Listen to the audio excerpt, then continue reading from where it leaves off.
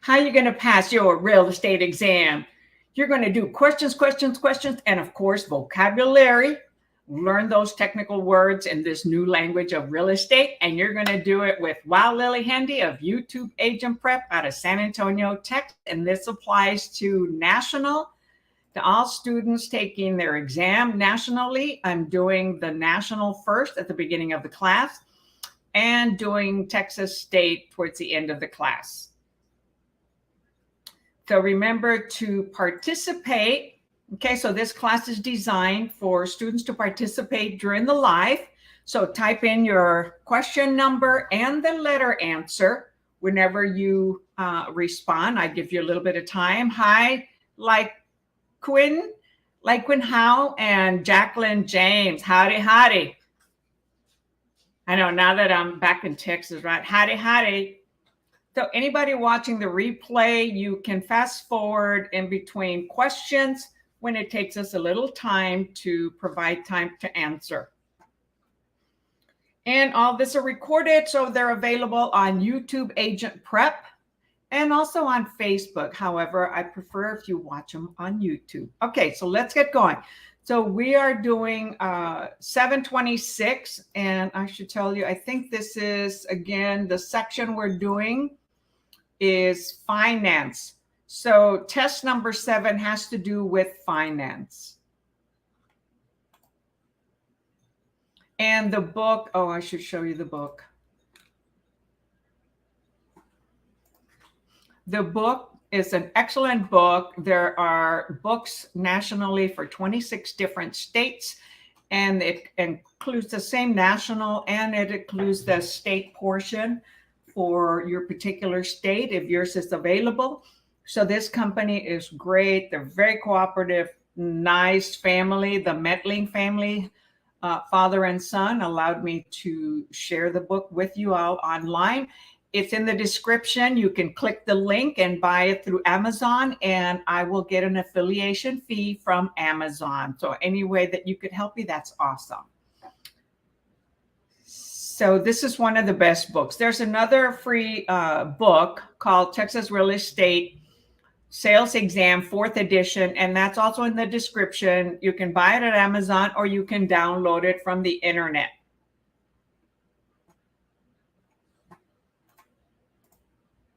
All right, number 76.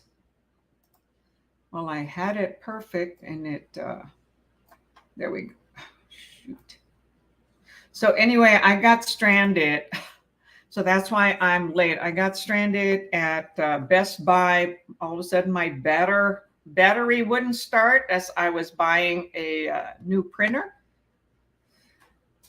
So luckily, I have a portable charger in the back of my car. Charged the car when Toyota said it could be my battery outdated. They only last 2 years. Wow, man, 2 years. Anyway, besides the point. Okay, here we go. Number 26, questions having to do with financing. In a deed of trust transaction, which of the following occurs? That's interesting. That doesn't seem like a financing question. The beneficiary conveys title to a trustee in exchange for loan funds. Well, yes. B, the trustee conveys title to a beneficiary in exchange for loan funds. C, the trustor conveys title to a trustee in exchange for loan funds from the beneficiary. Oh, sorry, guys. Y'all have to tell me if the screen wasn't showing. Or D, the trustee conveys title to a trustor in exchange for loan funds from the beneficiary. So in a deed of trust. So in a deed of trust, there's 3 parties, right?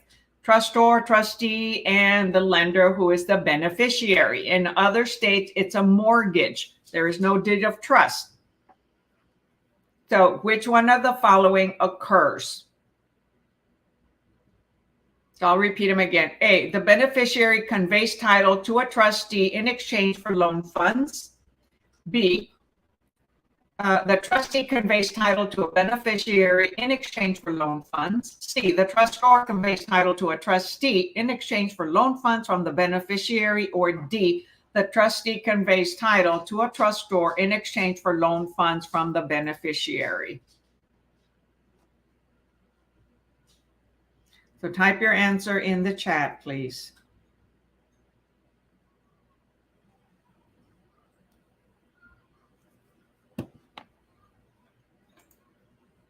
So you have to think as far as when there is a deed of trust. Hi, Lisbeth. Thanks for joining us. And there's somebody here on Facebook. I don't know your name. Hi, Fabiola. Hi, Delta. Facebook user. I'm not sure who you are yet. That's Jaslyn Amirani. Okay, so we've got A, C, D. Okay, we're kind of all over the board. So the answer here is C. So the trustor conveys title to a trustee. Who is the trustor? That is the borrower. So in a deed of trust transaction, the trustee keeps the title in exchange for the loan funds, the money from the beneficiary. The beneficiary is the bank, the lender. Okay, so that is the correct answer. So the first one, so let me type the correct answer. 726C. And I'll review the other ones. Okay, so we also had A and hi, Kamanani, nice to see you. Welcome back. Okay, so Jacqueline said she misread. Sorry, I typed 7326, so gosh, 726C. All right, so A, nobody answered, let me see, nobody answered A, right? Just, yeah, A and D. So we had, yes, A, D. So A says the beneficiary conveys title to a trustee in exchange for loan. No, the beneficiary is the lender, right? So the trustor is the one that conveys the title to the trustee in exchange for the money from the lender, who is the beneficiary. D says the trustee conveys title to a trustor. Again, incorrect. Okay. In a deed of trust transaction, the trustee keeps the title until the trustor pays off the loan. Then it is conveyed over to the trustor after it's paid off. That is in a trust deed, in a deed of trust. In a mortgage, it goes to the trustor. Well, there is no trustor. It goes to the new grantor, which is the borrower. Okay, they were the grantee. So trustor conveys title to the trustee. The trustee is what, like the attorney representing the lender. The trustor is the borrower.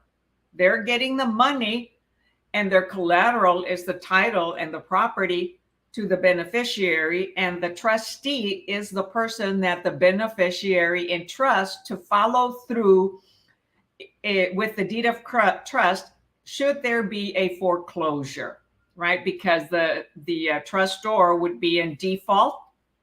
Then the trustee is the one who handles the foreclosure process or pre-foreclosure process. In a mortgage state, okay, that is different. The borrower gets the title, and when there's a default, they have to go to court in order to get the judge to give them a judgment in order to follow through with a foreclosure. So go back and learn about deed of trust in the vocabulary, beneficiary, trustee, okay, and trustor. Okay, please go and learn that. So 726 with C. Hopefully that helped you understand it a little better.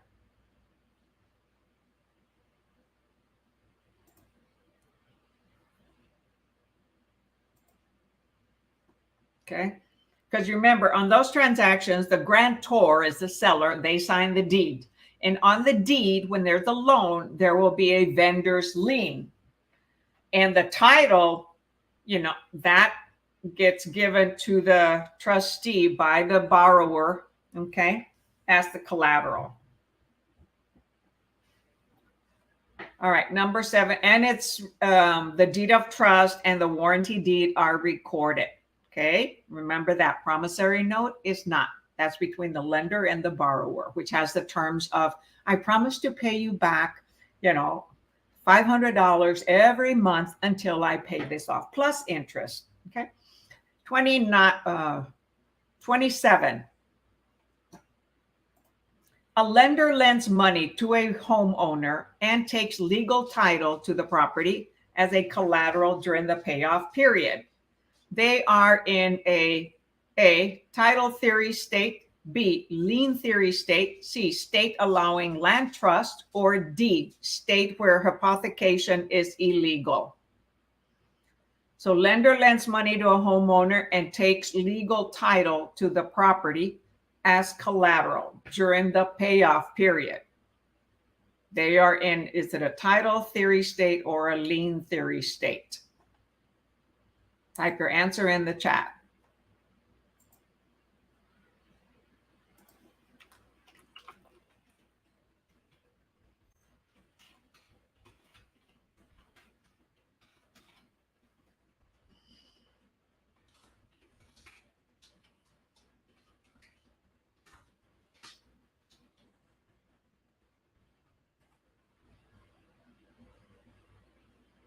Okay, so far we've got A and C. No, A, B, A.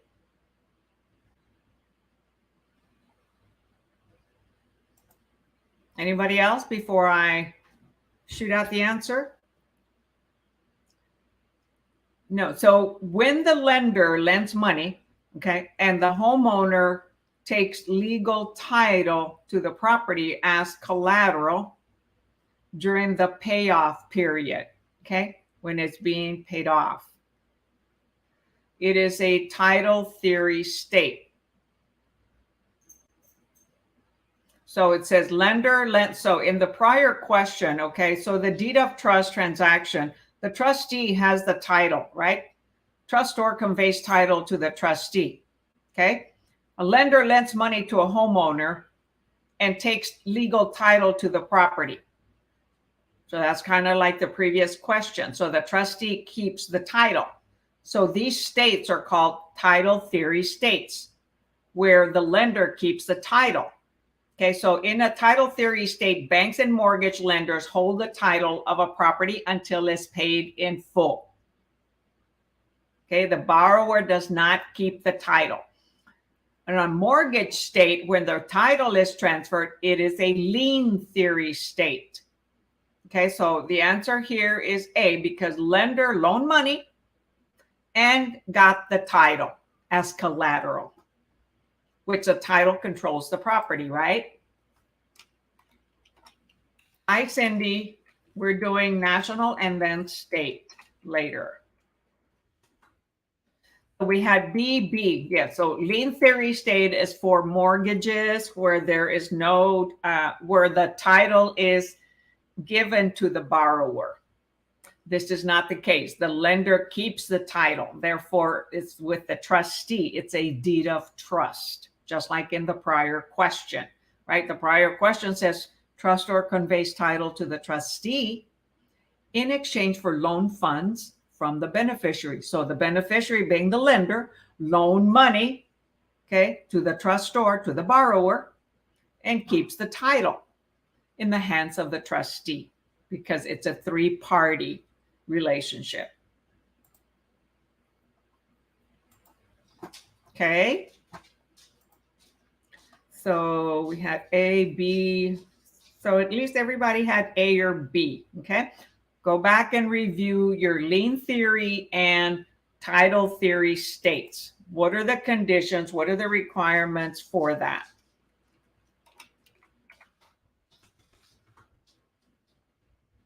Okay, so Lisbeth, you got it. A.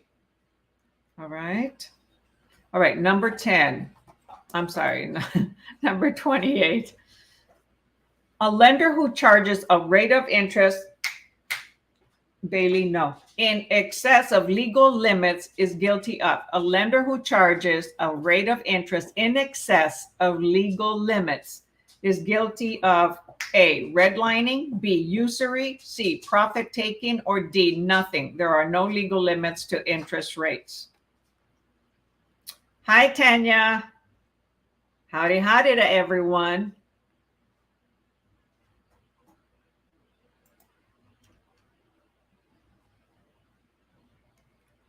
So I'll tell you, it is not D, where there's nothing, okay? So it's A, B, C, or D. A, B, or C. Okay, so far we've got B, B, B. Awesome. Yes, you all are correct. It is usury.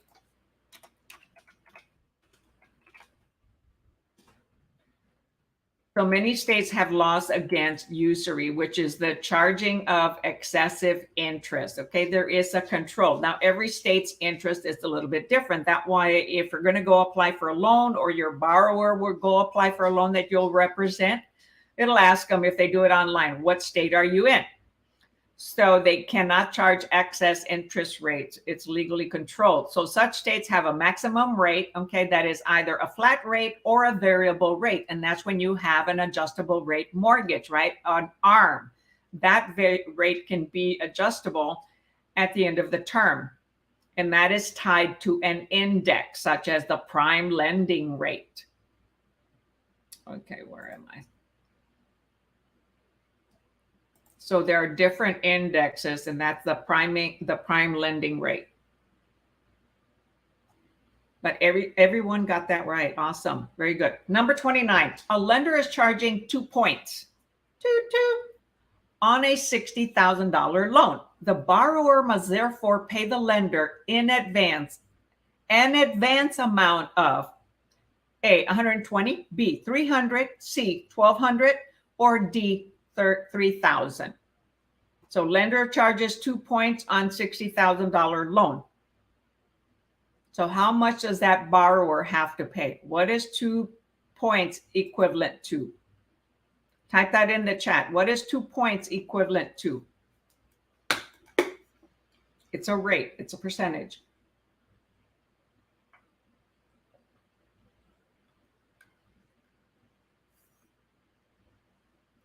Oh, hi, Delta. I didn't say hi. Yes, it is 1,200 C. Hey, Kamanani, you might have meant C. We don't have F. Yes, 2%. That's correct. Awesome. It is 2% of the loan amount. So here they're loaning 60,000. Okay, if let's say it was a property of 100,000 and they're loaning 80%. Right? It would be 80% of 100,000. Okay, would be 80,000. And then times 2%, right? Which would be 16,000. I mean, 1,600. Let's see. Yes, 2% of the loan amount. That is correct. Awesome. Look at all of you. Woohoo! Yeah. Got that right.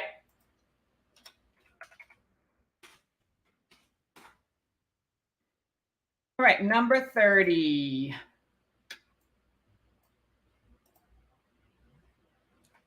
Okay. The difference between a balloon loan, think of a balloon, what happens to a balloon, and an amortized loan is A, an amortized loan is paid off over the loan period. B, a balloon loan always has a shorter loan term. C, an amortized loan requires interest payment. Or D, a balloon loan must be retired in 5 years.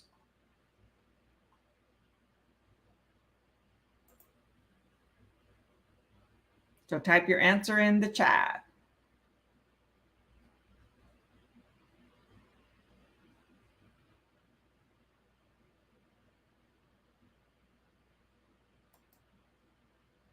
Okay, so far Lisbeth says A.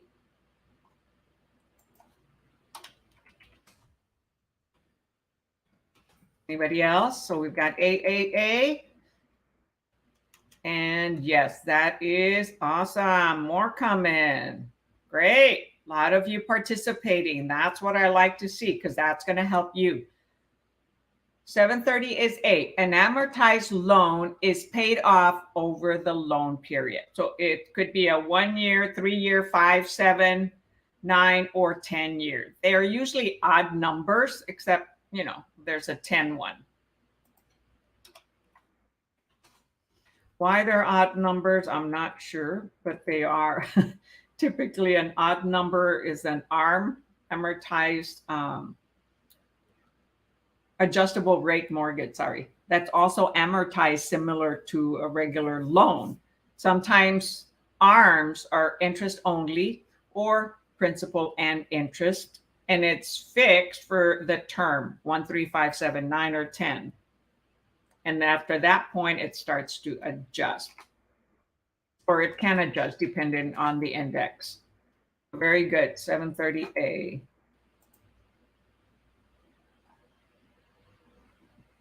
And thank you all for being patient and getting on board, even though I was, almost 15 minutes late because I thought I wasn't going to make it home. Hey, good thing to have an emergency portable charger. It's a little thing like this. There were 3 people there that had never seen one before. Bought it at Costco. Called Toyota, talked to service department, and they said, hey, your battery's probably bad because it kept saying I needed brake fluid. And it would not start. That's what happens with electrical mixed cars when there's a lot of electronics. And he said, boost it. Thank you, God. I have my portable charger. I also have the old traditional cables, okay, in case the battery charger, the portable one runs out of battery. So I like backup plans. All right, so where are we here now? Number 31. So thank you very much for your patience and understanding. Okay, number 31. A distinctive feature of a promissory note is that A, it is not assignable. B, it must be accompanied by a mortgage. C, it is a negotiable instrument. Or D, it may not be prepaid. A promissory note. Remember I said they're not recorded. However, night, Bailey. Bye, Lillie. Bye. So type your answer in the chatty chat. Come on, there's many of you on here. Let's participate.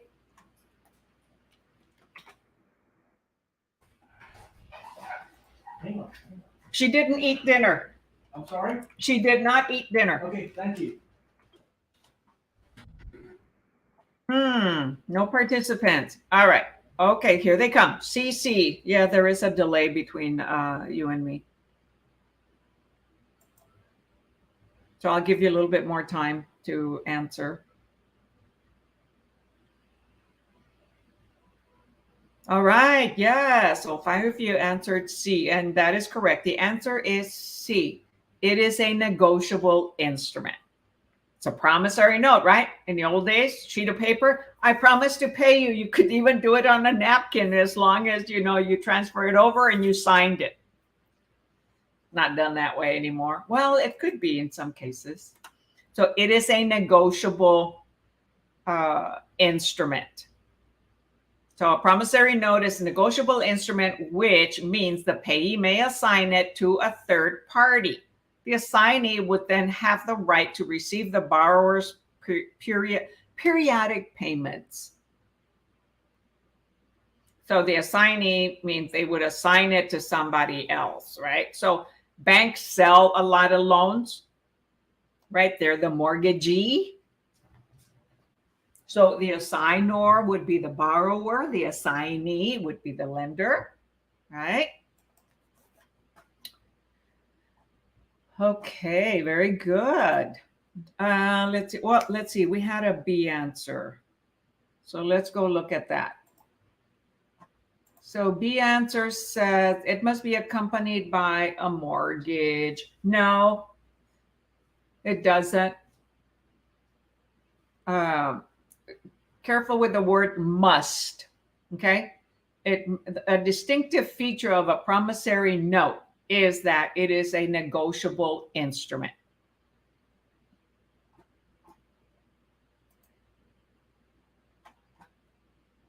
Okay. So they can negotiate, right, the amount of money they're going to loan or borrow.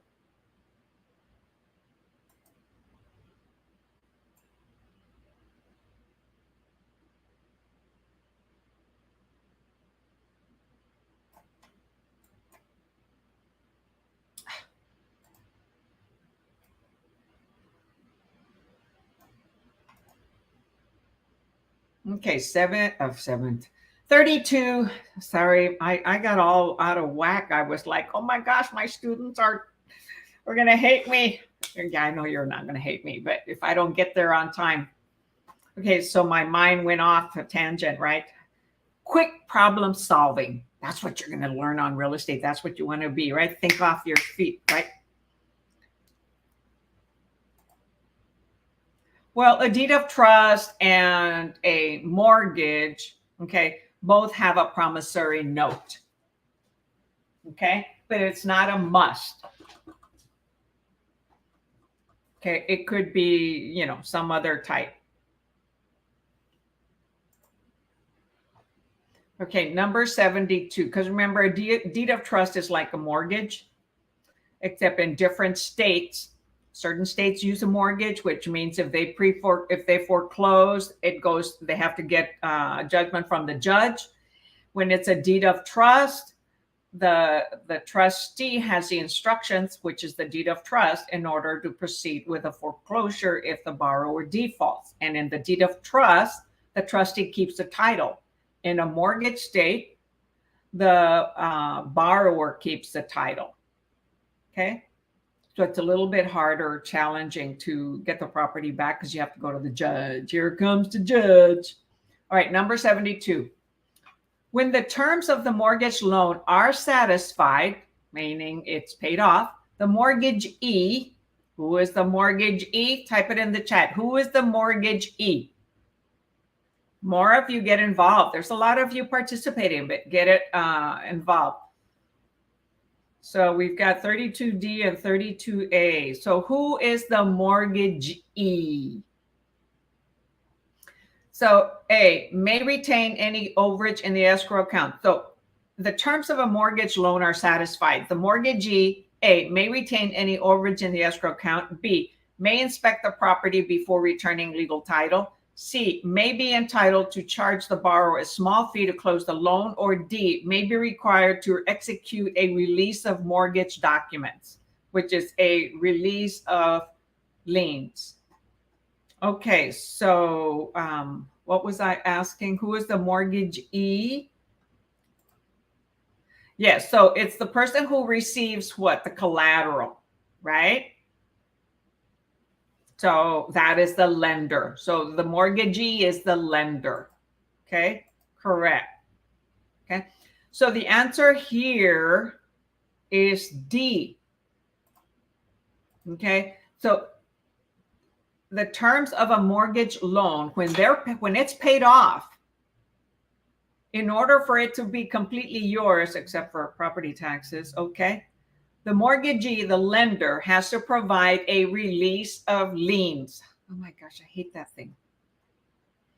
A release of liens. It's release of mortgage document.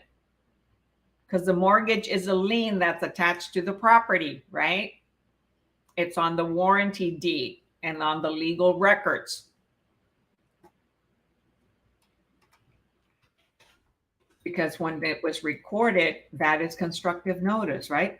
So may be required to execute a release of mortgage document. So just pay attention to, it didn't say must be required to execute a release of mortgage document, because sometimes they don't provide it. Like I'm closing a deal and it didn't close today nor last week, because there was a lien that the lender never provided the release of liens document, which is usually like a 1 page, could be a 2-pager.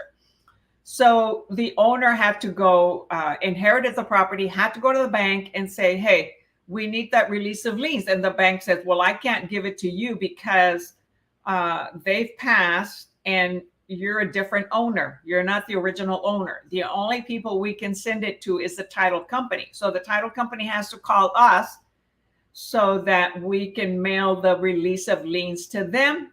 They record it, and now no more lien attached to the property. No more encumbrance. Okay? And so they didn't make it today. So now we're going to close next week because the seller is only available on Monday. So it says may be required. So when the terms of the mortgage loan are satisfied, the mortgagee, being the lender, okay, may be required to execute a release of mortgage document. So it depends on the type of mortgage, okay, what agreement they have. And so it didn't say must, it said may. If it had said must, you would have said, okay, that's probably the correct answer. But it's saying may be required to execute a release of mortgage document. Okay, let's see. Someone answered A.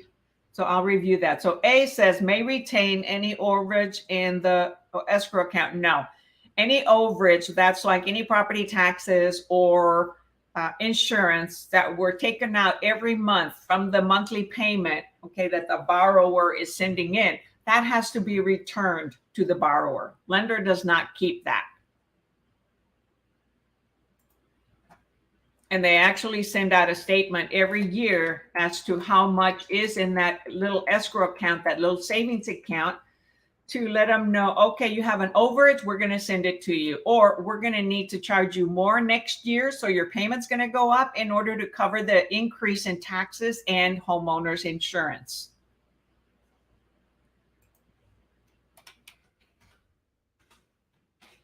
Okay, did anybody answer anything else other than D? We had A. Okay, I went through that. So yeah, so the mortgagee is the lender. They're the one who received, but what did they receive? The collateral, okay?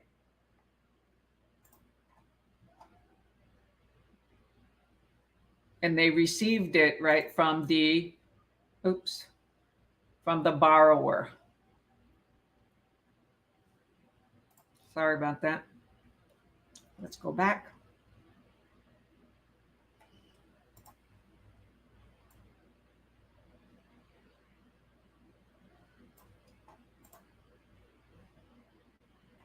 Okay, we're trying to get number 33. 33 on one page.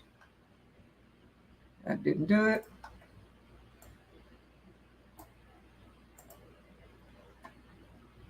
Bear with me, okay? Anybody watching the replay, hey, just fast forward.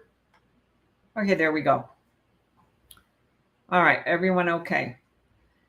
In addition to income, credit, and employment data, a mortgage lender requires additional documentation, usually including what? A, an appraisal report, B, a criminal record report, C, a subordination agreement, or D, a default recourse waiver. So let's say you've got a contract between a seller and a buyer. It's at the title company. The closing process is in process. So first, right, it says, in addition to the income, credit, and employment data. So that is approving the person, right? So they approve the person, and they also have to approve the property, right? To make sure it's worth what they're loaning. And how do they do that? With an appraisal. And there is a pool of appraisers. They don't have just one appraiser. It's a pool of appraisers, because otherwise it would be a conflict of interest if they're only using the same appraiser. Because every appraiser could come up with a different amount. Hopefully not drastically different.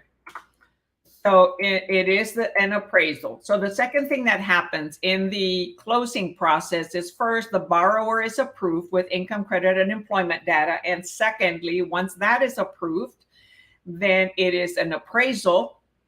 And once the appraisal is approved, making sure that it came in to at least the list, not the list price, the purchase price. The third thing is a survey. If it's a cash deal, survey is not required. If there's a loan, yes, a survey is required. So there are three processes there. And one good thing we're going to tell the borrower to do, don't go making any expenses or charging to credit cards. Your normal living expenses, that's okay. However, going and buying furniture, buying a car or anything like that, that's going to affect the debt to income ratio. So that's a big no-no. And people do it when we don't clearly advise them of that. And it ruins the purchase of the property. Or they may have to come down with, be approved for a lesser amount.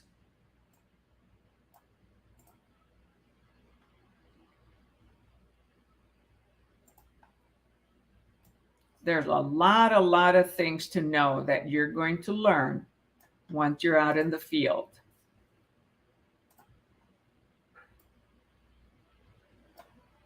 All right, numbers. Okay, what is a recourse waiver?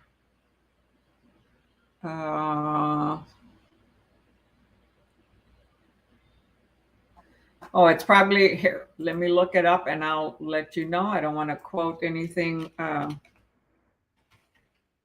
Default recourse. You know, of course, the recourses, they have some other option, right?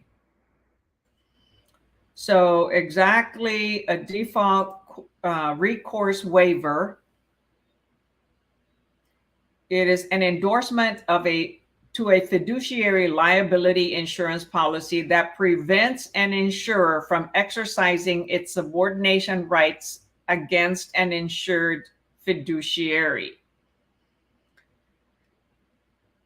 Oh, excuse me. Waiver of recourse. Contractor waives all rights. So that could be something that the lender is waiving any recourse of default. And typically that doesn't happen, right? They've got to have some kind of a recourse. So let's say when you waive doing an inspection, that means you don't want an inspection done. So here, a default recourse, you know, they're going to, the way that it explains it here, it's kind of a little confusing. So let me see if I can see an easier definition. So waiver of recourse endorsement, an endorsement to a fiduciary liability insurance policy that prevents an insurer from exercising its subordination rights against an insured fiduciary.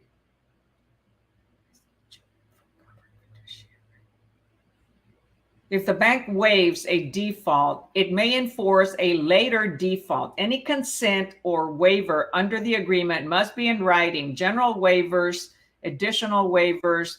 So it would be something that, according to the loan, that the lender would waive, and it's very rare.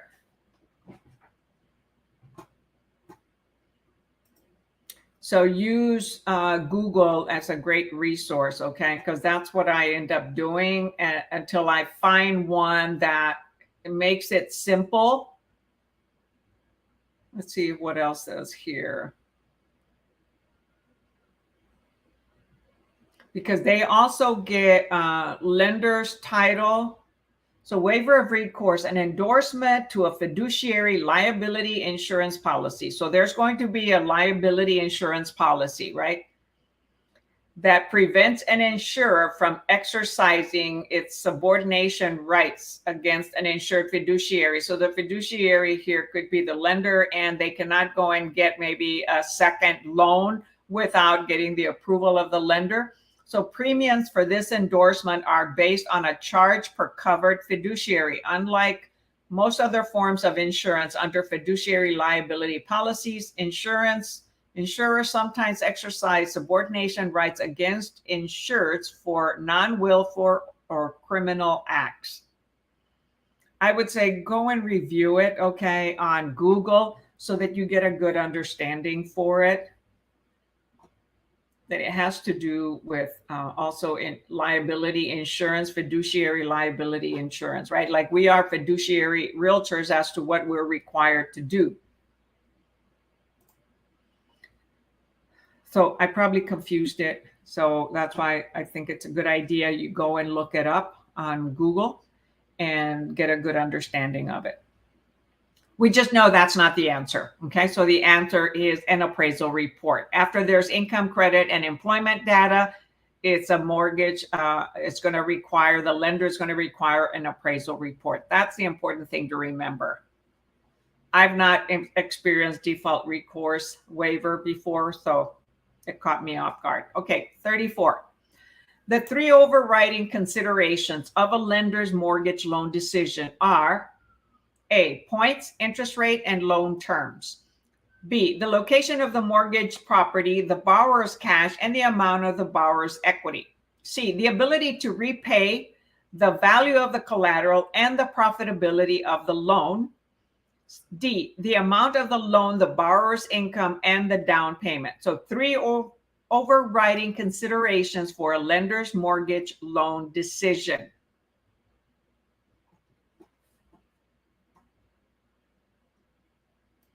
All right, so far we've got 34 D. It is not D.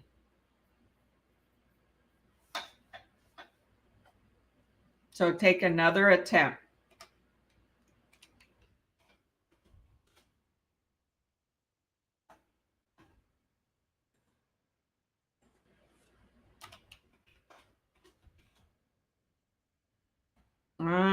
It is not A. So this is a challenging question. Okay, Delta says C, and so does Jacqueline. Yes, the answer is C. So the three overriding considerations of a lender's mortgage, right? They want to make a profit. And how do they do that? By the interest. That's their rate of return. So it's C, the ability for the borrower to repay, the value of the collateral, right? Because that is what the borrower is giving back to the lender, and the profitability of the loan. So what is the interest rate on that loan? That's how they make money, right? The banks make money is on the interest rate. And that's how we as borrowers, as buyers, are able to purchase a home, right? Because of interest rates, and they were really low. Now they've gone up.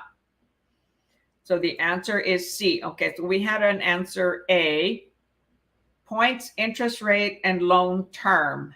No, so interest rate, yes. So that is, what is the profitability of the loan? Okay, however, the three overriding considerations that a lender looks at in order to loan money, to make a decision, they've got to approve the borrower, they've got to approve the property, the value through the appraisal, and that they're going to make money from it through the interest rate, okay, through the rate of return. That's the profitability of the loan.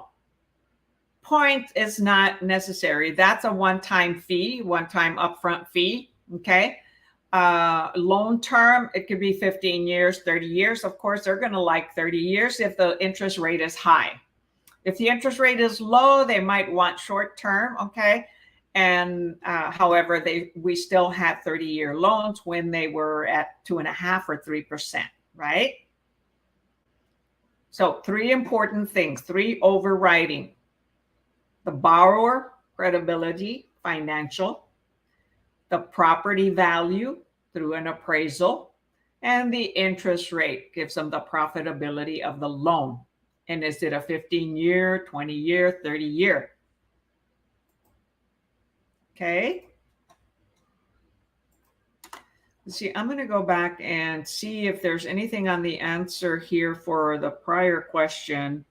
See if it says the prior question, since somebody asked about the recourse. It said loan underwriting is the process of assessing the lender's risk in giving a loan. Mortgage underwriting, which you're going to hear that a lot, includes evaluating of the borrower's ability to repay the loan, appraising the value of the property offered as security, and determining the terms of the loan. That was for question 33. Yeah, it didn't say anything about, sometimes it'll say why the other answers were not, good, but it didn't on this one.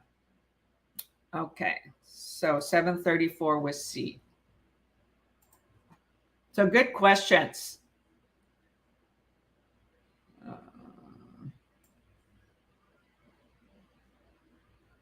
And I tell you what, always ask a lot of questions. I attended a cold calling meeting today because I bought a cold calling program called Vulcan, right? So I started cold calling today so I can get listings, so I can get sellers to choose me as their realtor. And gee, I lost my train of thought. I lost my train of thought. Oh my gosh. So what the heck was I talking about? Okay, well, I lost my train of thought. All right.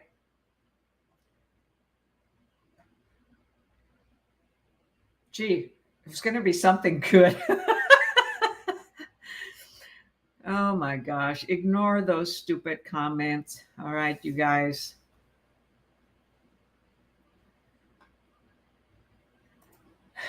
Get off the channel.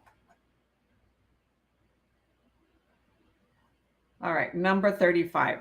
The reason lenders consider the loan to value ratio important in underwriting is that, what I meant to say was I ask a lot of questions, whether they like it or not. That's what we're there for. And that's what we pay for when we purchase something, is to ask questions so that we make sure we understand what they're teaching us and reviewing. Because when you don't ask questions, you don't have enough information to help them or make a decision. So learn to ask questions, okay? Not necessarily the questions that you're studying here. I want you to practice those until you ace them, get 100 or close to it. But in the real world, ask a lot of questions. That's how you're going to learn about a buyer and a seller.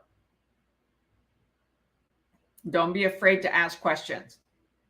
Be fearless. Okay, number 35. The reason lenders consider the loan to value, LTV, ratio important in underwriting is that A, they don't want to lend borrowers any more money than necessary. B, they want to ensure there is more than enough collateral to cover the loan amount. C, borrowers can only afford to borrow a portion of the entire purchase price. Or D, the higher the loan to value ratio, the more profitable the loan.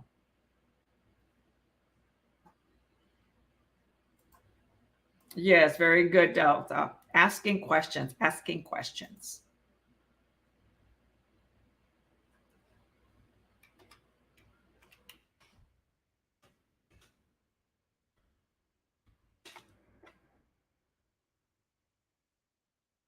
So these people post on here, crazy stuff that doesn't belong on here. Maybe it's because I use, wild Lillie Hendy, but that's not the kind of wild I'm talking about. Okay. I was just a hyper over energetic kid and adult. All right. We've got D and we've got B. No, it is not D.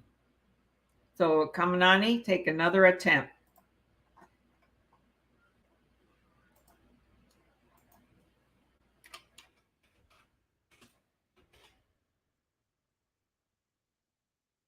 No, it is not D. You're actually right, Jacqueline. It is B. They want to ensure there is more than enough collateral to cover the loan amount.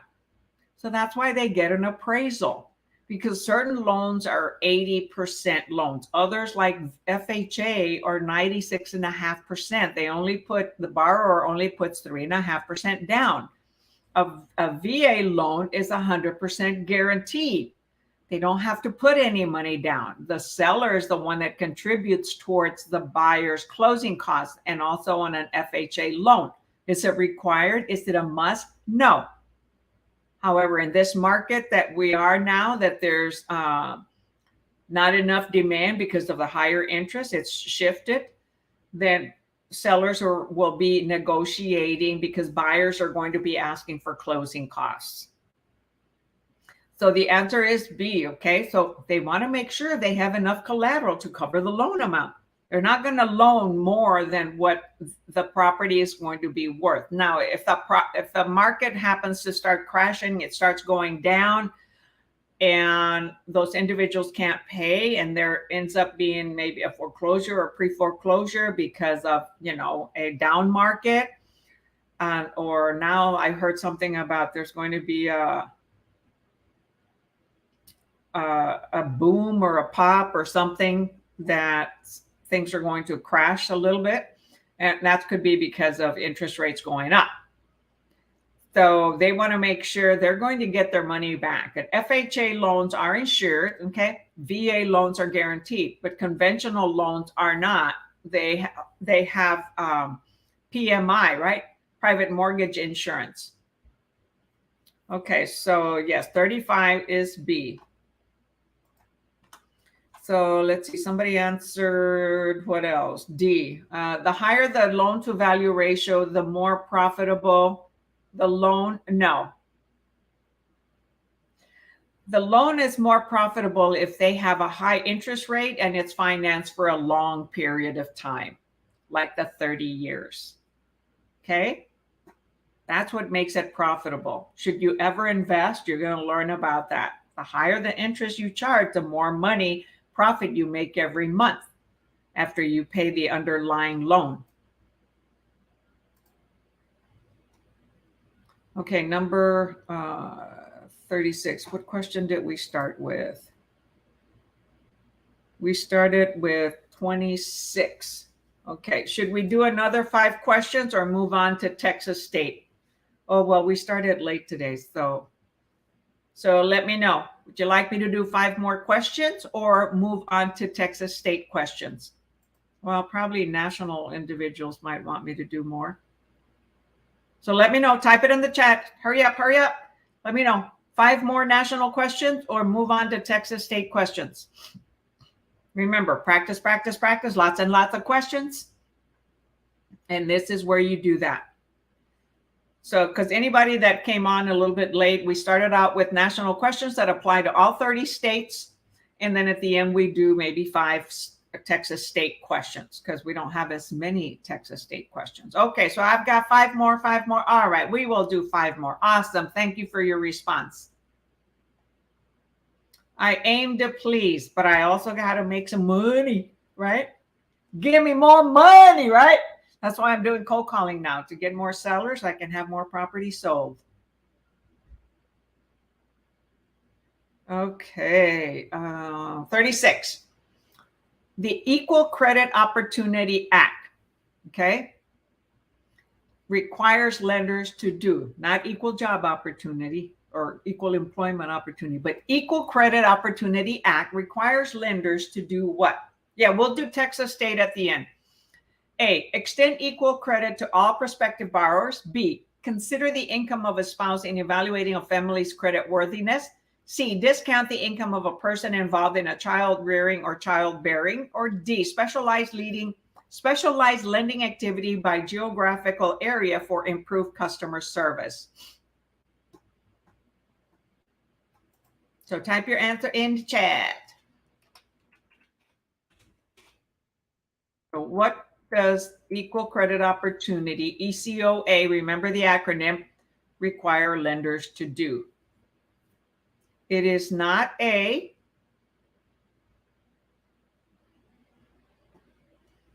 Use a little common sense. Think about it again. A says extend credit, equal credit to all prospective borrowers. No. Not all prospective borrowers are going to have the same salary, credibility, okay, financing, debt to income ratio, right?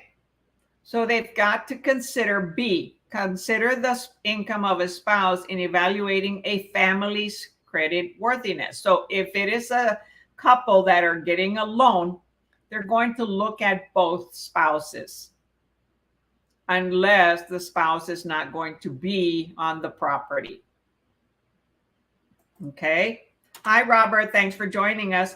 The answer is A. So the reason why sorry. The answer is B. Okay, consider the income of the spouse in evaluating a family's credit worthiness, right? Well, not everybody's going to have a spouse. However, according to the questions here, the first one says extend equal credit to all. No, They can't extend equal credit to everyone because not everyone is equal financially. Okay. C, discount the income of a person involved in child rearing or childbearing. No, they don't go by that. So they go to debt to income ratio. So if they are single, of course, they're not going to consider. However, they don't give us that option. So from the 4 answers here, the best answer would be if there's a spouse involved, they've got to evaluate their credit worthiness if they're going to be on title. And somebody answered D, specialized lending activity by geographical area for improved customer service. No. There are certain lenders that only are licensed in a particular state. Okay, so they are licensed by state, not just a particular service area. So if they don't have a branch in that area of the state, then they can do it online. Okay, call, meet that way. So remember, they cannot do redlining, okay? Only in a certain area. Certain banks are in only certain states. So of course you wouldn't go borrow from that one. Okay, we have different banks here than my family has in Georgia and in Wisconsin or Illinois.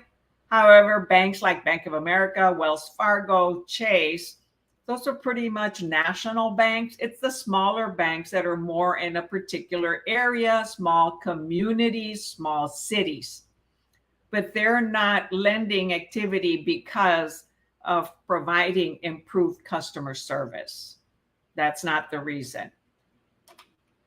So let's see what the answer says. So equal credit opportunity, ECOA, remember that, requires lender to evaluate a loan applicant on the basis of that applicant's own income. Okay, what did the prior question say? They've got to look at the person's income, okay, and their expenses, right? What it their debt, okay. So they have to look at that borrower's credibility. And and not everyone is equal in that. They have to do this equal opportunity, okay, to everyone, but not equal money lending, okay? So that says extend equal credit. Somebody that gets a credit card of $5,000, cool. Another one may only be able to get a credit card for $1,000. Is that equal credit? Would they be giving both of them $5,000? No. Okay. So, so the basis of that applicant's own income and credit rating, unless the applicant requests the inclusion of another's income. So if somebody is single, it would only be their income. However, in the answers here, they gave the example of a spouse. In such a case, a lender may not discount or disregard income from part-time work. They can still allow that. A spouse, child support, alimony, or separate maintenance. So they include those income. If you're getting spousal support, child support, alimony, depending on for how long it's going to be, they will consider that. Okay? But not a must. So let's see what I have on here. Tricky. Yes, that is a tricky one because you took the word credit, equal credit opportunity, meaning everybody's going to get equal credit availability. No, it still comes down to a person's income and their expenses, right? Any loan, their debt to income ratio. But they have to provide the equal type of opportunity of the same types of loans available to a higher income person, also to a lower income person. It's just the amount they may be able to loan is going to be totally different. That's what they mean by you cannot say extend equal credit. That means they're going to give me 100,000 loan, just like they're going to give somebody that only makes, 10,000 a year or 5,000 a year. No. For example, but you get the picture, right? So I get it. The word is all is why it's not the answer. Right. Extend equal credit to all prospective. Okay. So it's equal credit opportunity is to everybody, but not the same to all prospective borrowers. You still need to look at income of the individual and their debt. Okay. So that is.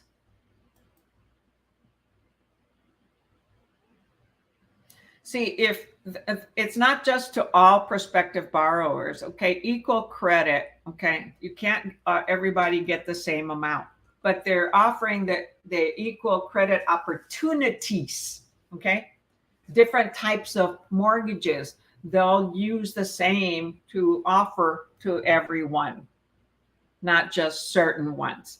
And then it comes out the debt to income ratio, okay, which ones will they qualify for? Got it. Okay, very good. So did I type the answer? 736B, yes. Yeah, that's a tricky one because of the way that it's worded. Because like, let's see, who said, like Jacqueline asked, what if they are single? Okay. Well, then it would be only that single person's credit, but they don't give us that option in the question. Okay. So the best answer is consider the income of a spouse evaluating a family's credit worthiness. So they're applying as a couple. 37. Lenders use an income ratio in qualifying to do what? A, ensure a borrower has the earning power to make the loan payments. B, compare a borrower's earnings to the borrower's short-term debt. C, identify the highest possible interest rate that the borrower can afford. Or D, quantify the borrower's assets to the fullest extent. So the reason why lenders use income ratio, okay, debt to income ratio, or how much the lenders, FHA, VA allow a higher debt to income ratio, like maybe 35% up to 40% that they can have debt. However, they would like to stay down at like 28% of your income can go towards debt. All right, so we've got 37A so far.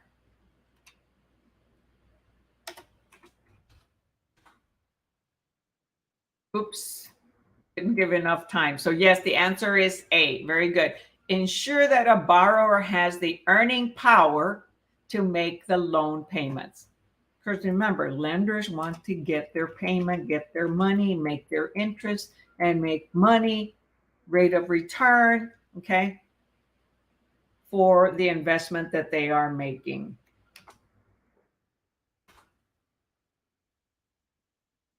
Okay, so 37A. Okay, number 38.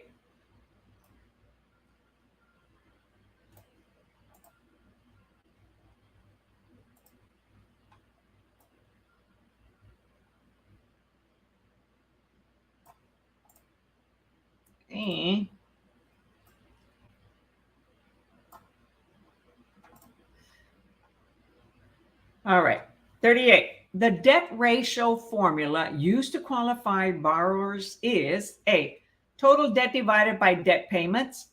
B, gross income divided by assets. C, gross income divided by debts. Or debt payments divided by gross income. Think about it. What have I been repeating? DTI, DTI, DTI.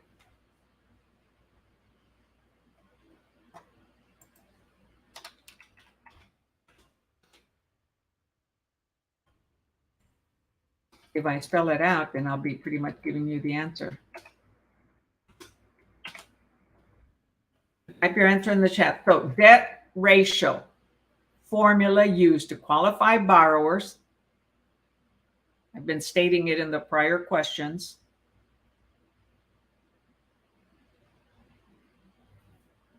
No, it is not C. It is not C. Debt ratio. Debt versus what?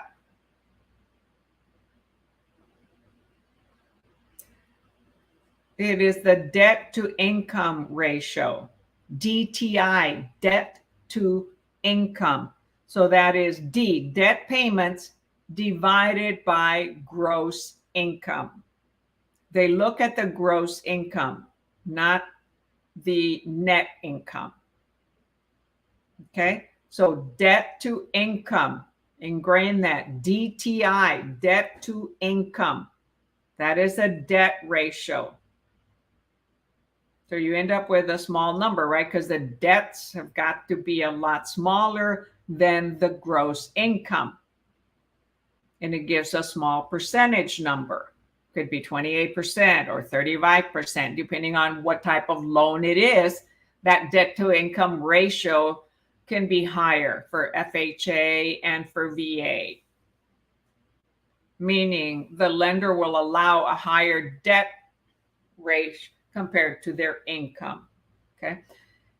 So those for you that said gross income divided by debts, no, that's going to give a large percentage because, well, who knows? Some people have a lot of debt. Okay. Been there, done that, right? That's why we get to own huge houses and owe a lot of money. So the answer is D.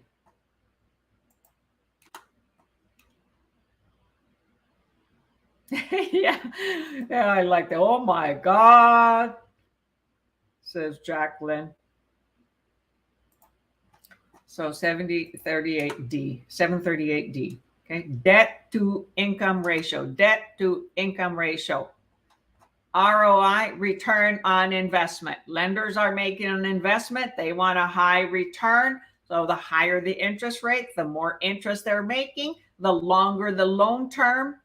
15 years, 10 years, 15 years, 20 years, 30 years, the more money they're making. If the person keeps the loan for that period. Nowadays, it's kind of difficult. My family that are older generation, right? They've paid off their house. They paid it off in 30 years, right? And they live in it. Now it's paid off.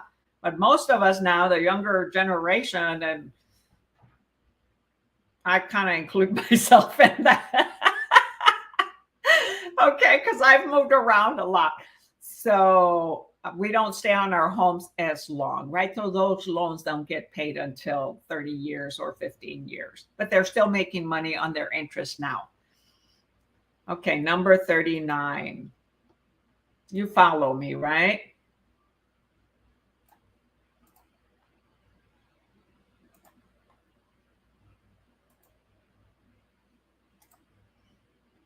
All right, 39.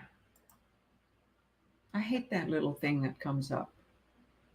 Well, when I need it, it's okay, but not when I don't need it. All right, at the closing of a mortgage loan, at the closing of a mortgage loan, A, the borrower pays off the note and receives clear title. B, the lender issues a firm loan commitment. C, the parties complete all loan origination documents and the loan is funded. D, the borrower's loan application is complete and the file is closed. And the file closed. So at the closing of a mortgage loan, what is happening at that point? So if you've ever borrowed money from the lender, it doesn't have to be a purchase of a house. It can be some other type of loan, right? But here it says mortgage loan. So it's going to be, residential mortgage or deed of trust in a state like Texas. Hi, Roberto Delgado. Welcome to the group or to the day or to the night. So he's answered. So we have C, we. And yes, the answer is C. The parties complete all loan origination documents and the loan is funded. So C, parties complete. So at a closing, if you've ever gotten a mortgage loan, they have all the loan origination documents signed, okay, completed, and the loan is funded. Awesome, Roberto. And for those of you who may not know, I do speak fluent Spanish because I soy Latina. Okay, what did I do here? 739C. I'm a major mixed breed. All right, number 40. Last question for national. Okay. Which laws or regulations require a mortgage lender to disclose financing cost and annual percentage rate, APR, to a borrower before funding a loan? A, the Equal Credit Opportunity Act. B, Truth in Lending Laws and Regulations. C, the Real Estate Settlement and Procedures Act, known as RESPA. Sorry. B is TRELA. C is RESPA, or D, Federal Fair Housing Laws. Oh, Delta, me too. You're Latina or Latino. I don't know if you're a lady or a man with Delta Airsoft. But since I said Latina, you must be.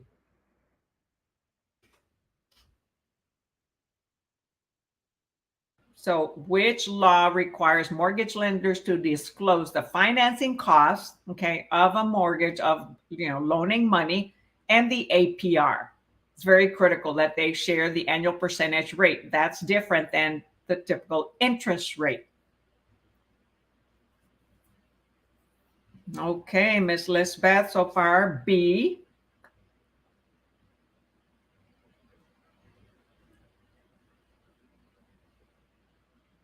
B.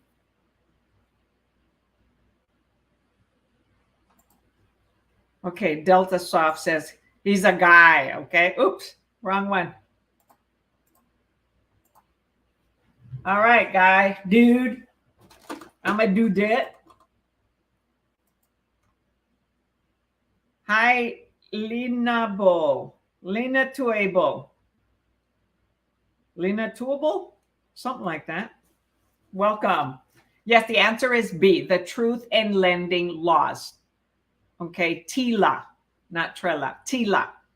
Truth in Lending. So know the acronyms, okay? Equal Credit Opportunity, ECOA, TILA, Truth in Lending Acts, and Regulation Z is dealing with what? Advertising, right? So whenever lenders advertise, they're mentioning the lenders disclose the financing costs, okay, and the annual percentage rate, the APR, because the APR includes their closing cost fees, right, and amortizes it for the stretch of the loan. If they only increase the interest rate, that's the, based on the prime rate, the interest rate or the index, that's not sufficient. Every state has a different price. So what's RESPA? RESPA is C, Real Estate Settlement and Procedures Act. That is the settlement statement that has the all the credits and debits, okay? When there's expenses, so the borrower is going to bring in so much money, okay? So that's their credit, and the lender is going to charge all these fees. So you have a debit and credit, kind of like in accounting, okay, or on your bank statements. So the RESPA, Real Estate Settlement and Procedures Act, that's what we now, when anybody is getting a loan, it's now called a CD, the closing disclosure. So the closing disclosure includes whatever is being brought in as money and whatever is being charged as part of closing, including, appraisal costs, survey costs, any loan payoffs, prorated taxes, prorated HOA, any other fees or whatever, and the earnest money that the borrower brought in, the option fee, which is credited to the borrower as going towards the loan, but they don't keep it if they back out of the loan. They terminate the offer. So that is what RESPA is, the Real Estate Settlement and Procedures Act. Okay, RESPA, RESPA. Truth in Lending Laws, TILA. Usually we call it TILA, Truth in Lending Act, TILA. Okay, and then let's see, Regulation Z and RESPA get me confused. Yeah, they used to do that too to me. So Regulation Z is the advertising by lenders. They must include the APR, okay, and disclose any financing costs. Okay. Oh, type the answer. Did I? Yeah, I already typed the answer, right? Not over here. So very good. Now, did anybody answer?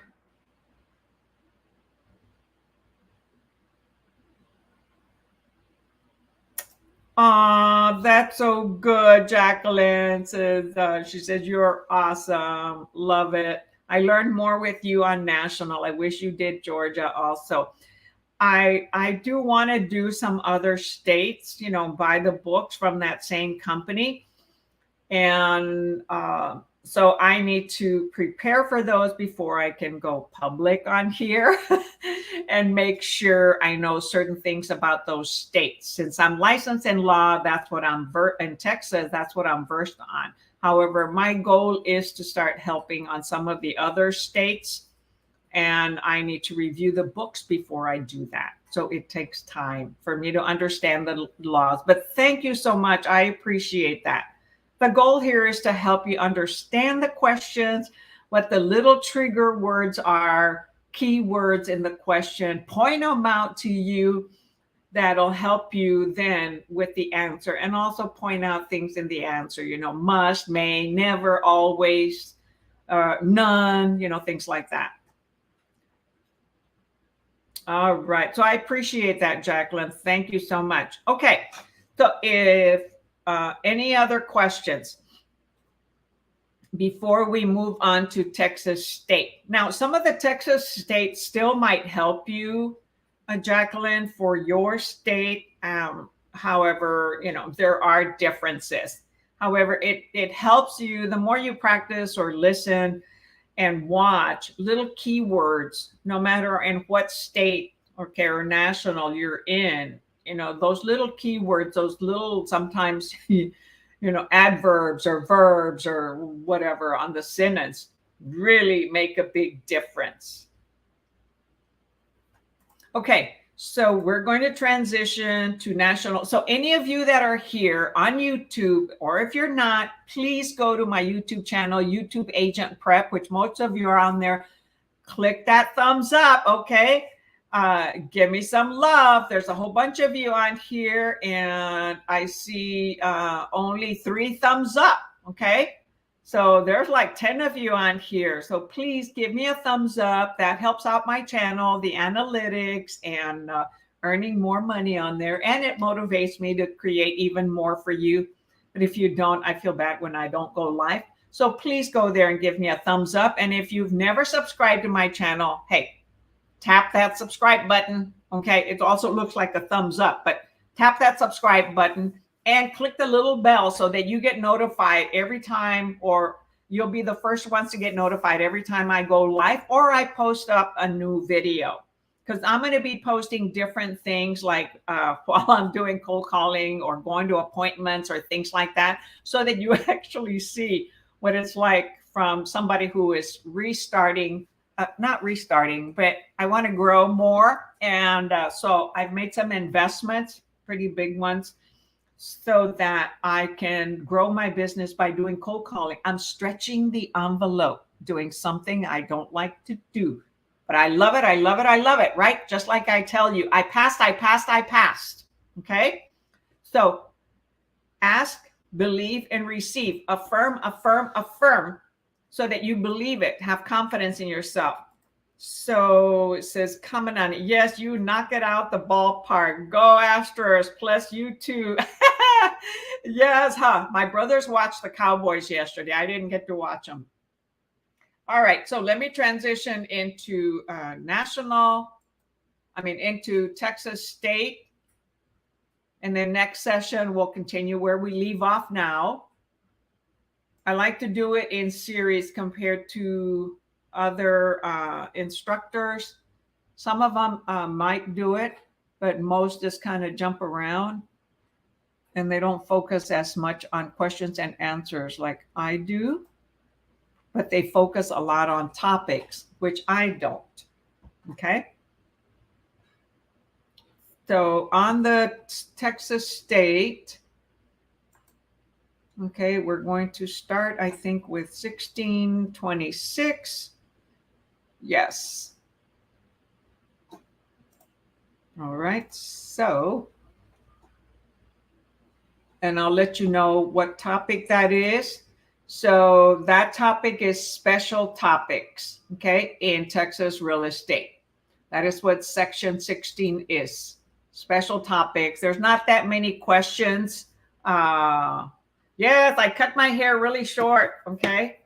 And then it itches when, when I take it off, right? So I cut it real short, kind of like Sharon Stone. Oh man, I go wild now. And my neighbor, who's 88 years old, she wants to get a haircut like mine. She has more hair than I do. Can you imagine that? Yeah.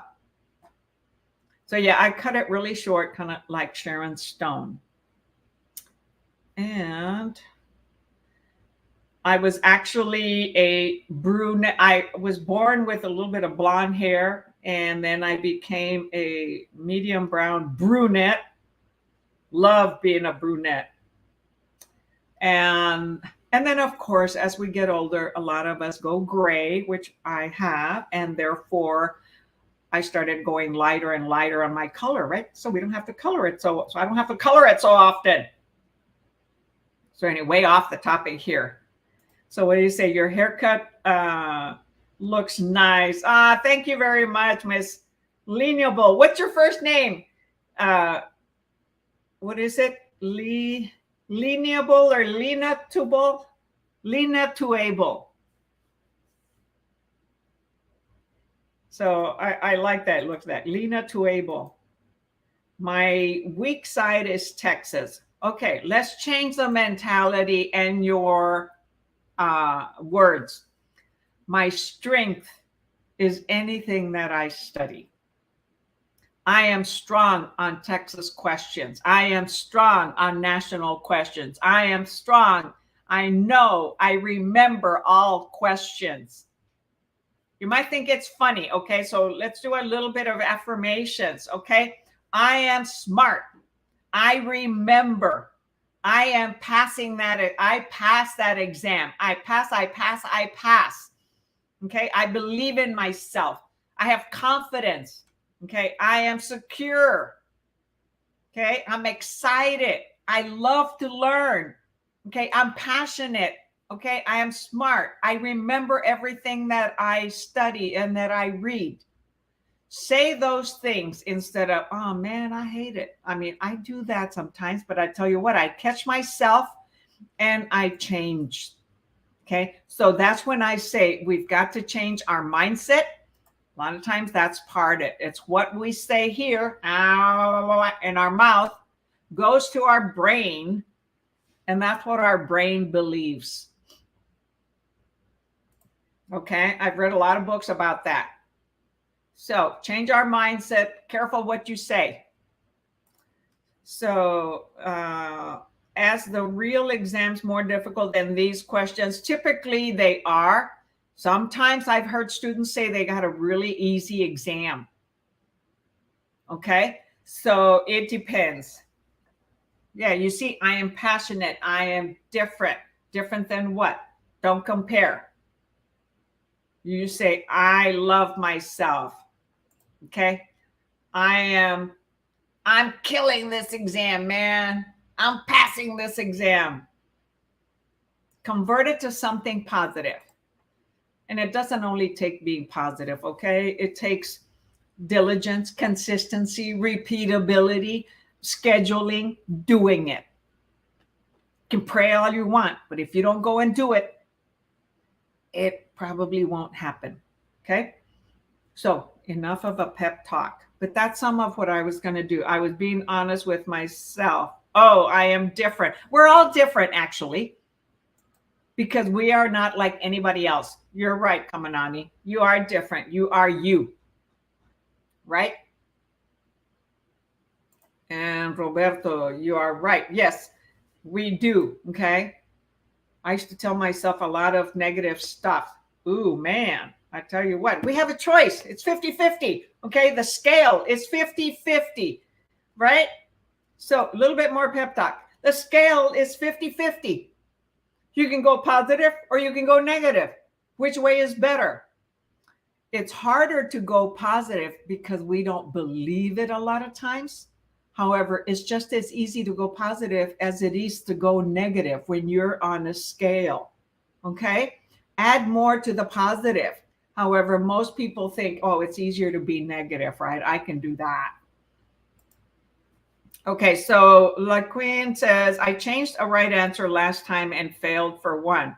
So you knew it was that particular answer, because we don't know which ones we answered right or wrong, because the exam doesn't tell us that.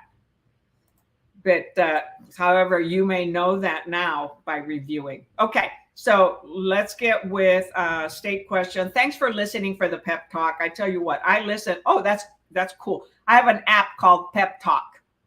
And I listen to that. I stopped listening it to for a little while, but now that I am getting up early and cold calling, need to get that mindset positive. I am doing it. I am doing it. I am doing it. Okay. Just like the little choo-choo train. I can, right? When we were kids, you would learn the little choo-choo train can. Okay. State questions. Texas state questions.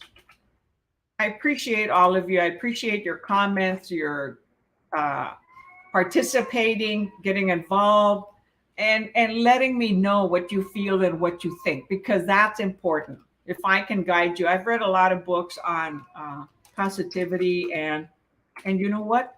A lot of millionaires and successful individuals, they read lots of books, and they do that too. All right, number 26. If you hear some growling on the back, those are my kitty cats growling at each other.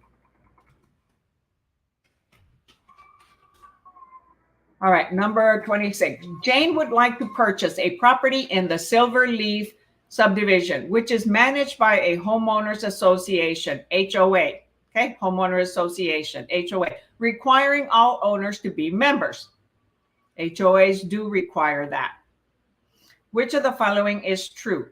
A, if Jane is not informed of the HOA prior to the closing, Jane can cancel the sales contract. B, the seller must disclose the HOA requirements, homeowner association, prior to taking possession. C, the seller must give written notice of the membership requirements to Jane no more than 7 days after signing the sales contract. Or D, it enables the buyer to remove all liens on the property.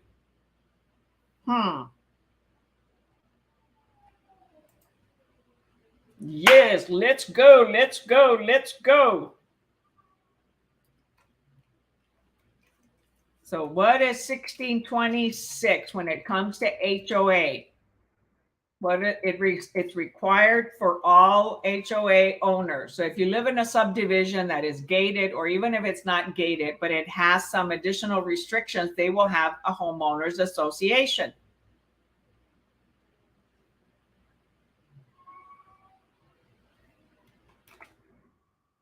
All right. So far I have B. No, it's not B. Sorry.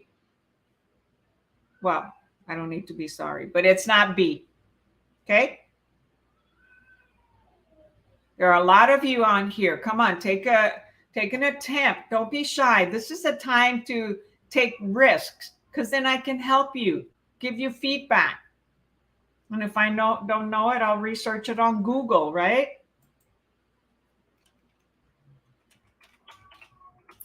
The answer is A. Okay. If Jane is not informed of the HOA prior to closing, Jane can cancel the contract. Because it's very important. Because the HOA is going to need to know everything about Jane that's required by the HOA, and the bylaws and the restrictions and all the requirements. So Jane needs to know that. Okay. And if not provided within the given time that's specified in the contract, okay, then they can terminate. So it says the seller has the duty to inform any buyer that the HOA, Homeowners Association, requires membership. There are monthly fees, and it can pay for water, trash, sewer, and the maintenance of the outside.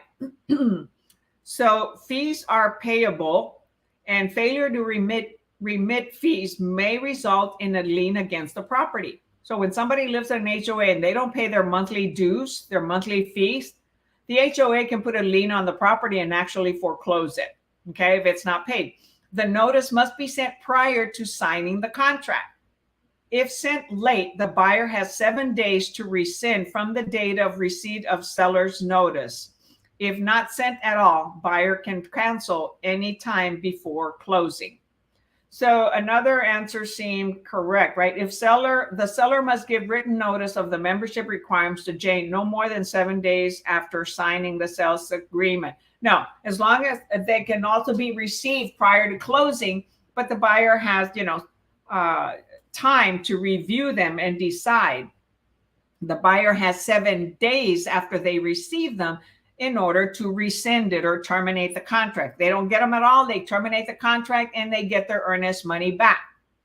In Texas, they would not get their option fee, okay, but they would get the earnest money back. And even then, the seller still has to sign the release of earnest money.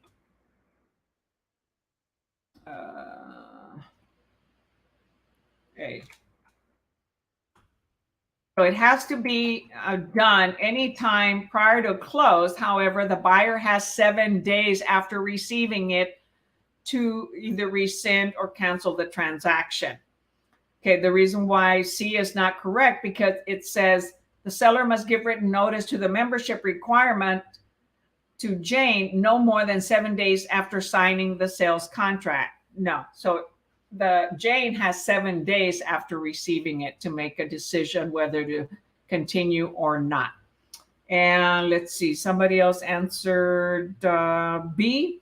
The seller must disclose the HOA requirement prior to taking possession. No, taking possession means it's already closed.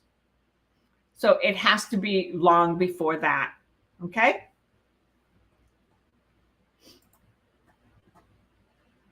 Okay. Number 27. So we all get that? The majority of you got A, but we had a B or a C. And let's see, any others? Yes, okay, very good.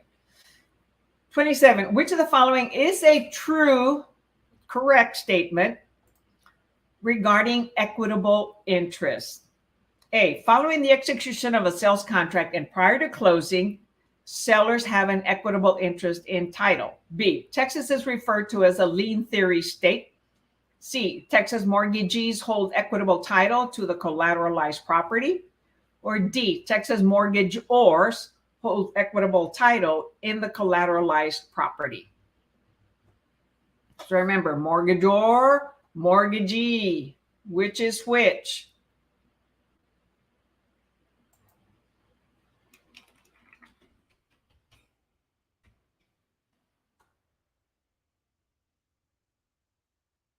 And don't feel bad if you don't remember all the definitions, because I don't always remember them, okay?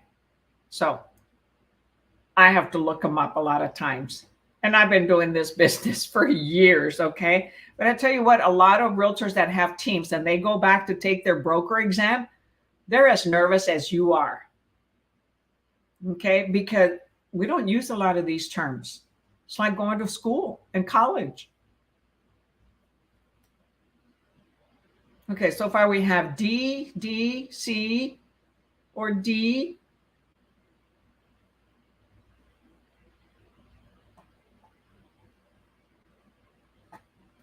All right, so the answer here is D. Texas mortgagors, that's the borrower, they hold equitable title in the collateralized property. Okay, so they have an interest in that property. So a person regarded as a real owner because of his investment in the property. So that is an equitable ownership interest, excuse me, is a form of interest or right of use. Okay, like the bundle of rights, they have the right of use that exists without legal title. Because who keeps the legal title in Texas? The trustee, right? Because we are a deed of trust state. So the trustee has title. However, they have equitable owner here in Texas.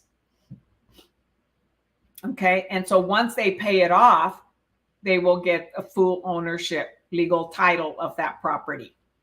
So, but the legal title is in someone else's name, has an equitable ownership interest in the property. I mean, they'll get the real title. They have equitable title, and it is a title theory state. Texas is title theory. So the borrower, the mortgagor, holds equitable title. Okay, they have the right to use, encumber. They can sell it. They have the right to not let anybody trespass on their property, to enjoy their property, unless somebody complains of too much noise, right? If you're a big partier. Hi, Deborah. Thanks for joining us. So yeah, the answer is C. Texas, I'm sorry. D. Okay. Texas mortgagors, that's a borrower, hold equitable title in the collateralized property. The collateral is the property, and that title is kept with the trustee. That's the collateral. The borrower gives the title, the collateralized property, okay, to the trustee, which is entrusted by the lender. Lender is who? Beneficiary. Okay, so some of you, let me type the answer. Okay, some of you answered C, mainly C or D. Okay, so C says Texas mortgagees hold equitable title to the collateralized property. No, so the mortgagee, that's the lender, the trustee holds the title, okay? The legal title. The mortgagor holds the equity title, equitable title, not equity, equitable title. So nobody answered A or B. No, just C or D. So Jacqueline says, good night, everyone. Yes, good night. Have a good one. All right. So that's an interesting one. Okay, so that was the end of that portion. So that's the end of Texas questions. I would have to go back to the beginning, which is okay. This one here, the Texas practice exam, has national and Texas mixed in. Okay, here. So let's do a couple more. So I've got to go back to the beginning. Texas Real Estate Commission. Oh, a lot of students miss a lot of these questions, okay? So what do I keep saying? Practice the same questions over and over and over.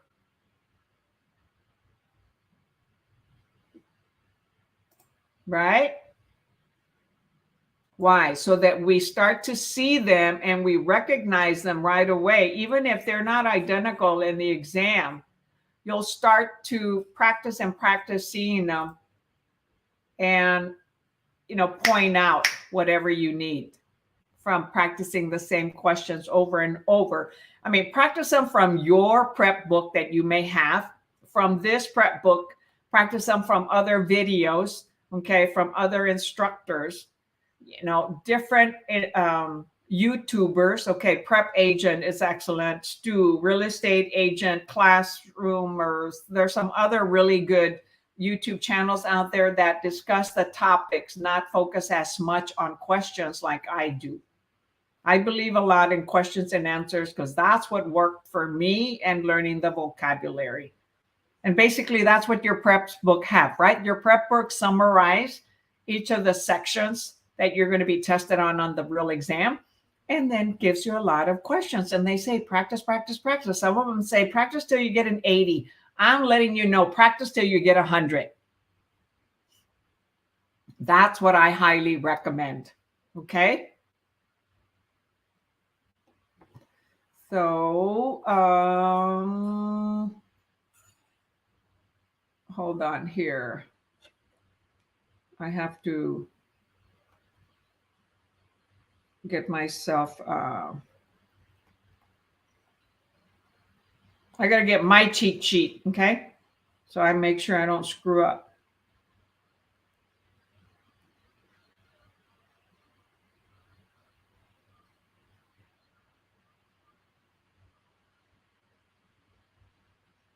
All right. Number 11.1, Texas Real Estate Commission. Which of the following is true regarding the Texas Real Estate Commission, known as what? TREC. A, commissioners serve staggered 3-year terms.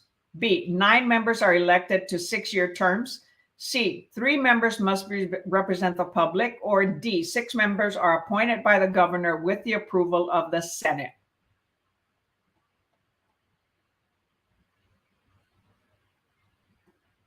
So Deborah says D. Hi, Deborah. I don't know if I said hi to you. Welcome.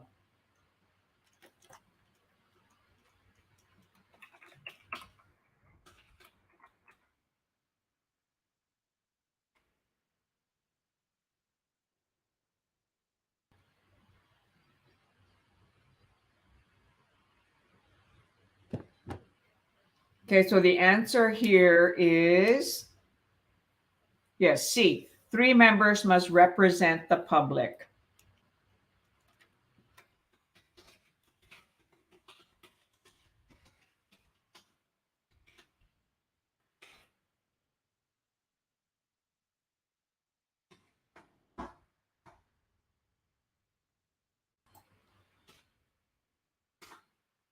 So the answer is, oops, it didn't go. The answer is 11.1C. Very good, Lisbeth. And let's see, 9 members are elected for 6 years. No. So it says here, the governor appoints all 9 members. Okay. And those of whom must represent the public and be voters. Commissioners are staggered 6-year terms. So the first one, A, is wrong because it's 6-year terms. So governor elects and selects, okay, appoints, not elects, appoints all 9 members, 3 of whom must represent the public. Okay. So B doesn't say a complete correct statement. They're not elected. Okay. They're appointed. Okay. That's the key word there. 9 members are appointed, okay, by the governor, and 3 must be, so that is a must, represent the public. So the reason why B is not right, it says elected. They are appointed. A is not right because it is 6 years. D is not right because it says 6 members are appointed by the governor. It's actually all 9 members. Okay.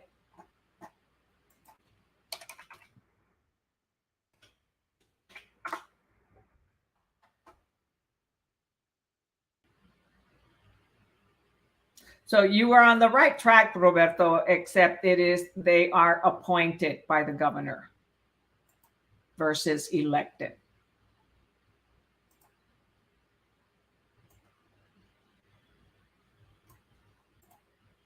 You see, just that one little word,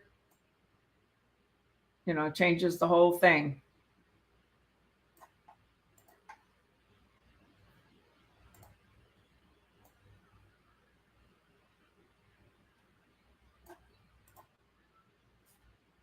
Number 2, the TREC, Texas Real Estate Commission, is empowered to do what? A, enact laws to administer license law statutes. B, discipline violators of license law.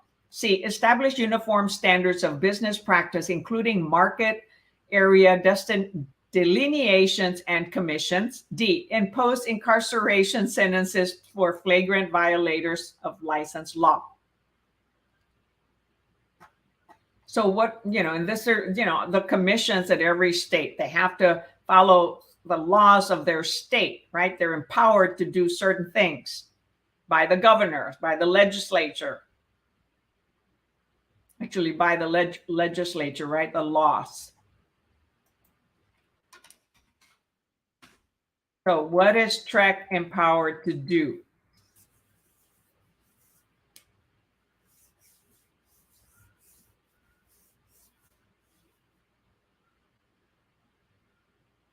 Type your answer in the chat. Hi, Anai. So we've got B, B, B,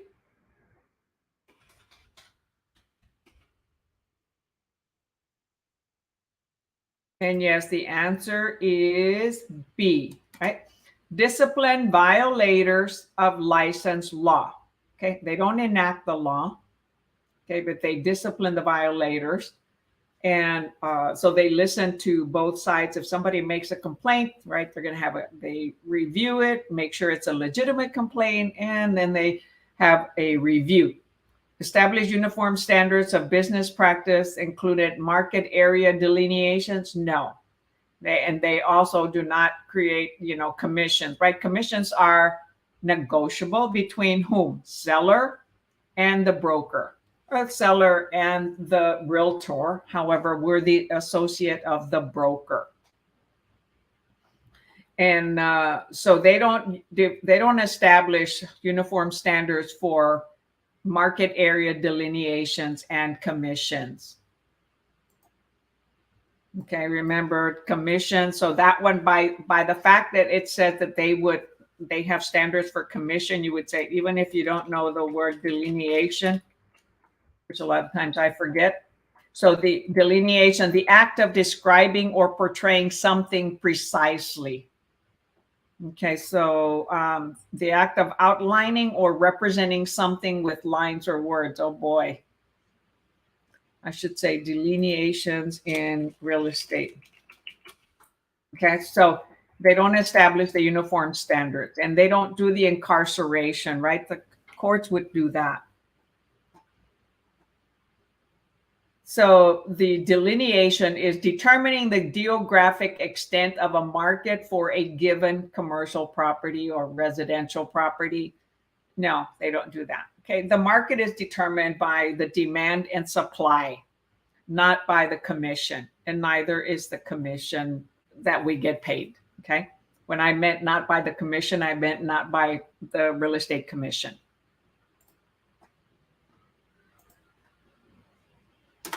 All right, number 3.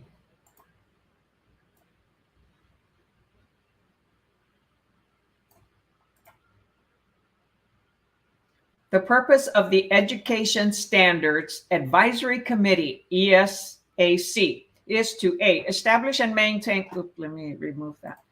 Establish and maintain education standards for fulfillment of the education-related aspects of Texas license law. B, hire and manage real estate examination consultants to deliver the state license examinations. C, approve the delivery performances of real estate instructors on an ongoing basis. Or D, standardize education requirements for licensees and schools.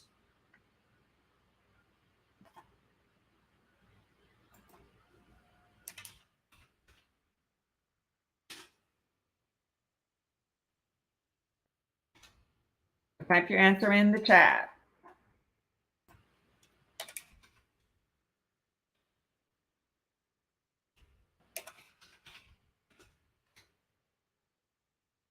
All right, come on, come on. So the purpose of the Education Standards Advising Committee. So they advise on what? Do they establish standards, hire and manage examiners, approve delivery performance of instructors, or standardize education requirements? Yes, the answer is A. Awesome. They establish and maintain education standards for fulfillment of the education-related aspects of the Texas license law.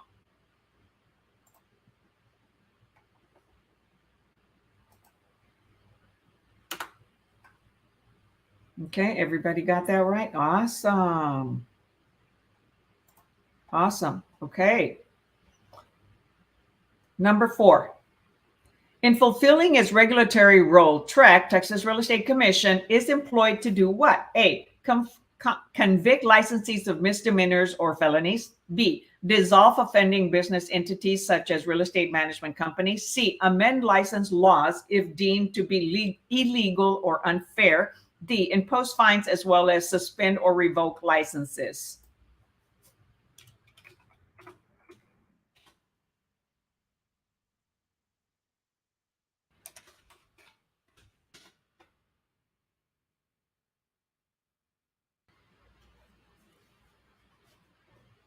Type your answer in the chatty chat.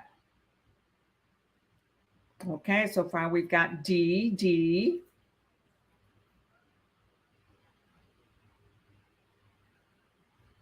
So you're on a roll.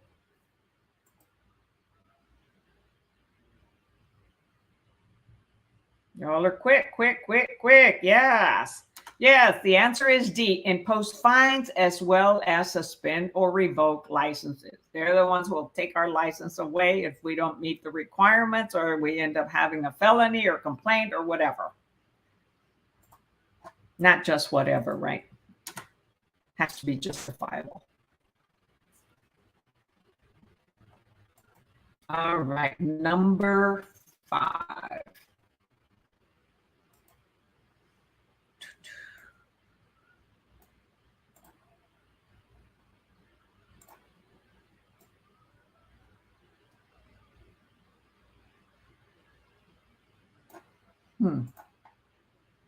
Well, that didn't work.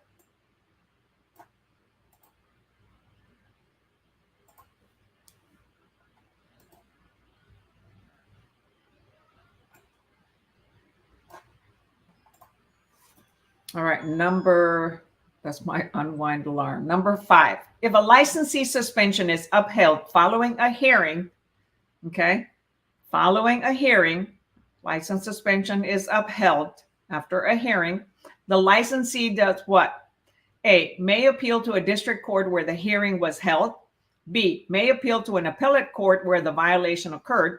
C, may sue in district court for injunctive relief. Or D, may not appeal the TREC's decision.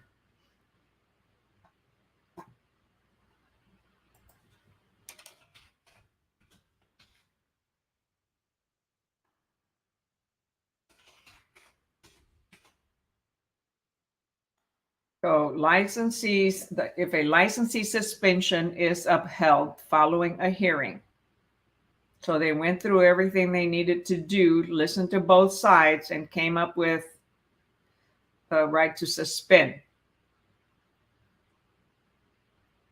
Right. A, may appeal to a district court where the hearing was held. So the district court, right, could be in their area of where the complaint was, where they perform real estate, right, where they offer the service. Or if they didn't reply when they were asked by TREC, then TREC will do it in Austin. So realtors, licensees are given a choice if to have the hearing done in Austin or in their district court in their area. So the answer is A. Okay, very good. All right, y'all. That's it for Texas State questions today. Because remember, we have less questions than for Texas than we do national. So, and I find that repeating these questions, like I keep telling you, I might as well repeat them on here, right? So that you can learn them better, see them over and over, and ace them. Okay? You're welcome, Roberto. Lisbeth, thank you so much. You're very welcome. And Kamanani, you're very welcome. So awesome. And thank you all for, cooperating with me on Saturday and today, being late. However, I love doing this. I enjoy it. I've been doing it for 8 years. It'll be 2 years on YouTube in November. And, it taught me how to learn to be comfortable teaching, tutoring, right? As long as I have all the answers, right? And research and being able to help. And Deborah, I do these on 6 p.m. Monday and Wednesday night. Last Saturday, I did it at 6 p.m. because I had an infected sore throat in the morning. But normally on Saturday, it's at 10 o'clock in the morning. These are Central Standard Time, being that I'm located in Texas. So thank you for your questions. And I will have an awesome night, Tanya. One of my favorite words is awesome, awesome, awesome, right? Say, hey, this was a gift. One of my neighbors doesn't wear it and gave it to me. So you're very welcome, Deborah. And Leonable, I'm not sure if that's how it's pronounced, but it's kind of what it looks like. And so as always, practice lots and lots of questions, okay? Even if it's the same 4 tests. And in the description, okay, are books that you can use that you can purchase, or if you have your own, keep repeating the ones that you have. And when you miss those questions, go back and review those. Go back and review the review sections of the topics, okay, that you're weak on. And of course, as always, vocabulary, vocabulary, vocabulary, okay? You'll get more answers correct by learning or memorizing your vocabulary, okay?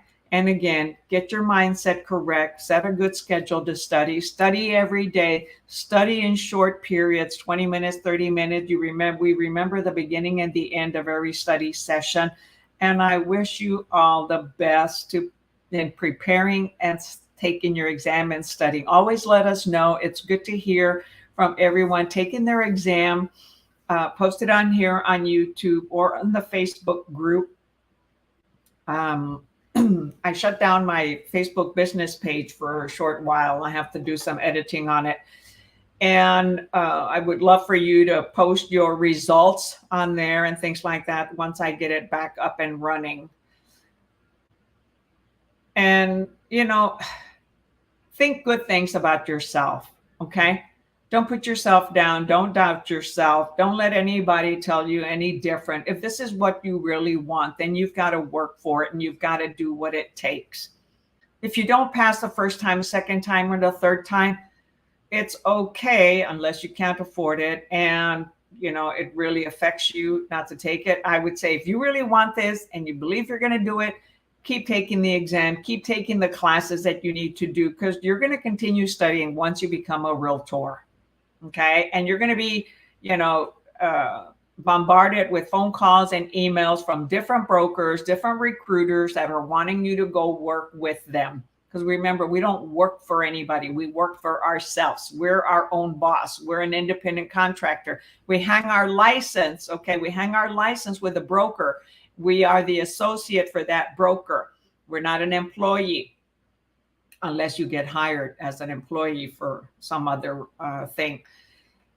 And you have to be responsible for yourself. So you have to find the broker, the sponsor that best fits you. So interview a lot of sponsors. You can come and interview with me for eXp Realty and compare with other sponsors.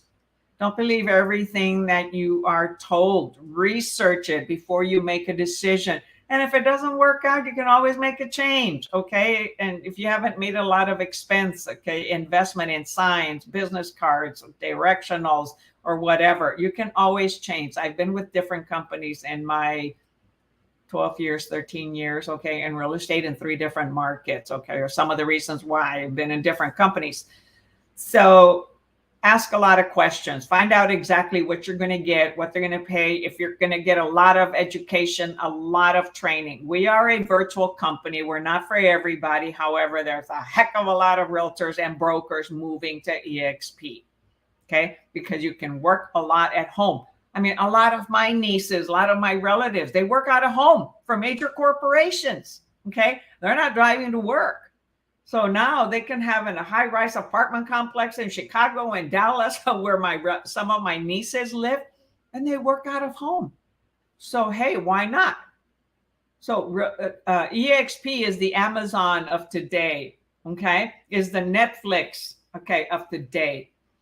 That's the type of real estate company, and more companies will eventually be going virtual. We're just the leading one.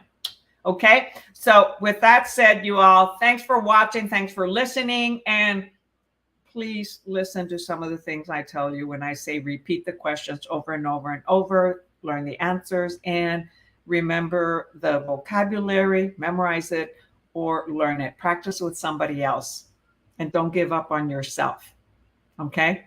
Because I won't. Until next time, catch you later. Bye. Next time is Wednesday evening.